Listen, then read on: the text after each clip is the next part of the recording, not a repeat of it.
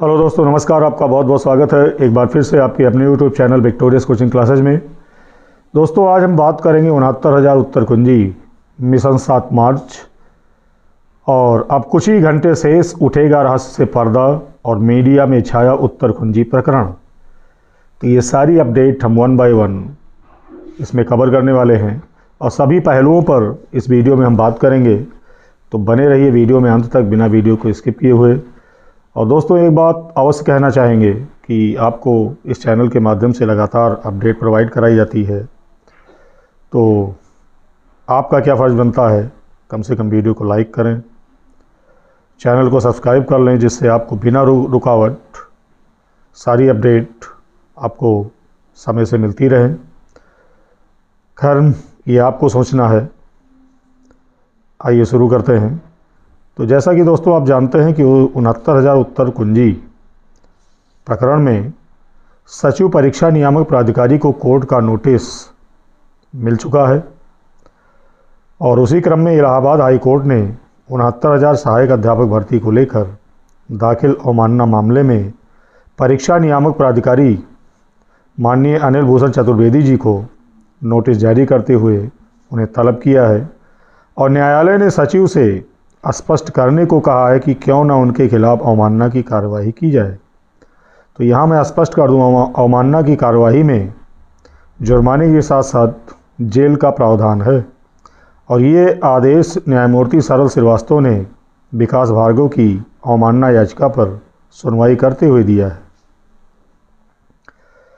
अब जैसा कि आप जान रहे हैं कि आपकी जो लीगल टीम है, ये लगभग सभी अधिकारियों को ऊपर से लेकर नीचे तक चारों तरफ से घेर चुकी है। मैंने थंबनेल में ये लिखा है कि अब कुछ ही घंटे शेष उठेगा रहस्य से पर्दा। जी हाँ दोस्तों, 7 मार्च की जो डेट है वो बहुत ही महत्वपूर्ण डेट है। इसलिए ये महत्वपूर्ण है क्योंकि अभी तक आप में से और हम में से ये कोई नहीं जान पाया कि 69,000 उत्तर कुंजी जो प्रकरण है, इसमें 1 मार्क यानी 1 नंबर भले ही आपको मिल गया है, लेकिन शासन प्रशासन और सरकार की नीयत क्या है आपके विषय में, ये अभी तक कोई नहीं जान पाया। और अभी तक ये अधिकारी गोल गोल घुमाते रहे और कभी कुछ कहते थे, कभी कुछ कहते थे। लेकिन कल 7 मार्च की डेट को इनको वहाँ पर आपको इनका जवाबी हलफनामा देखने को मिलेगा। यानी वो न्यायालय है, न्यायालय से ये झूठ नहीं बोल सकते। तो उसी से आपको पता चल जाएगा कि इनके भीतर चल क्या रहा है। इसीलिए मैंने यहाँ पर लिखा है कि उठेगा रहस्य से पर्दा, यानी सारी चीज़ें 7 मार्च को स्पष्ट हो जाएंगी।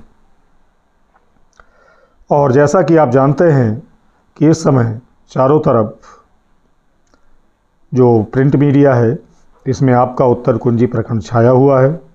आज के सभी प्रमुख अखबारों में उत्तर कुंजी प्रकरण, जिसको लेकर बहुत ही उपेक्षा की दृष्टि से बात किया जाता था, तो अवमानना के बाद लगभग सभी प्रमुख अखबारों ने इस मामले को प्रमुखता से छापा है।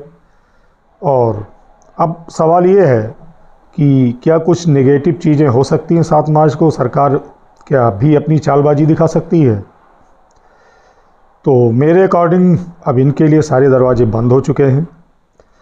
बहुत ज़्यादा अगर ये जाएंगे सुप्रीम कोर्ट, तो प्रश्न की तो बात छोड़ दीजिए, उसको अगर ये वहाँ कुछ करते हैं अवमानना के बाद, तो इनकी स्थिति बहुत कमज़ोर हो चुकी है। अब ज़्यादा से ज़्यादा ये वहाँ पर कंटेम्प्ट ऑर्डर को ये चैलेंज कर सकते हैं। लेकिन आपको बता दूं कि इतनी अवमाननाएं हो चुकी हैं, इतना समय बीत चुका है कि वहाँ से भी इनको उल्टे पैर भागना पड़ेगा। इसलिए अब ये कुछ दिनों का विलम्ब भले ही कर सकते हैं, लेकिन आपके मैटर को ये इग्नोर नहीं कर सकते। क्योंकि यहाँ पर एक बात मैं कहना चाहूँगा कि उत्तर कुंजी प्रकरण से संबंधित प्रत्येक अभ्यर्थी इतना त्रस्त हो चुका है कि आधे से ज़्यादा अधिवक्ता तो बन ही चुका है। आपका क्या मानना है, कमेंट करके हमें अवश्य बताइएगा। और रही बात सरकार की मंशा की जो संभावित रूप से ये समस्या उत्पन्न कर सकते हैं, तो आपको बता दें कि अब इतना इन्होंने अनुभव करा दिया है टीम को कि अब टीम इनसे एक कदम आगे की सोचती है। यानी ये क्या सोच सकते हैं, और जैसा कि बहुत पहले सूत्रों द्वारा ये खबर मिल भी रही थी कि जो अधिकारीगण हैं इनकी मंशा पूरी तरह से चुनाव के बाद इस नियुक्ति को करने की थी। तो मेरे अकॉर्डिंग अगर बात किया जाए तो अब संकट की घड़ी यानी टल चुकी है और आपके लिए कुछ न कुछ अब सकारात्मक होने वाला है, क्योंकि अब ये जितना भी टाल सकते थे इन्होंने खूब अभ्यर्थियों को परेशान किया। अब और ज़्यादा ये नहीं भाग सकते, इनको पूरी तरह घेरा गया है। अब चूंकि अभ्यर्थी कई बार कमेंट करके ये पूछते रहे हैं, कुछ लोगों ने सीटों के बारे में कहा, तो आपको बता दें कि आपका प्रकरण तब से चल रहा है उत्तर कुंजी का जब एक भी नियुक्ति इसमें नहीं हुई है।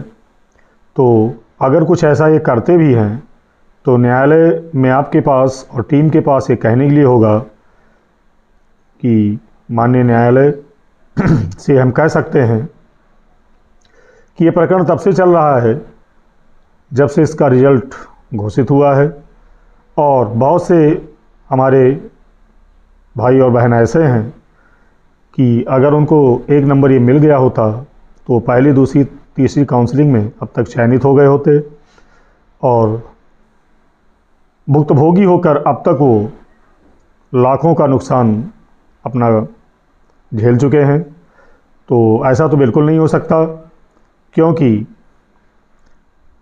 जो पीएनपी सचिव हों या अन्य कोई अधिकारी हैं वो इस तरह की कोई भी अपील वहाँ नहीं कर सकते हैं। अंत में कहना यही चाहूँगा कि अब इनके लिए सारे रास्ते बंद हो चुके हैं। आपको नियुक्ति इनको देना ही पड़ेगा, क्योंकि समस्या का भी कोई अंत होता है और वो समय निकट आ चुका है।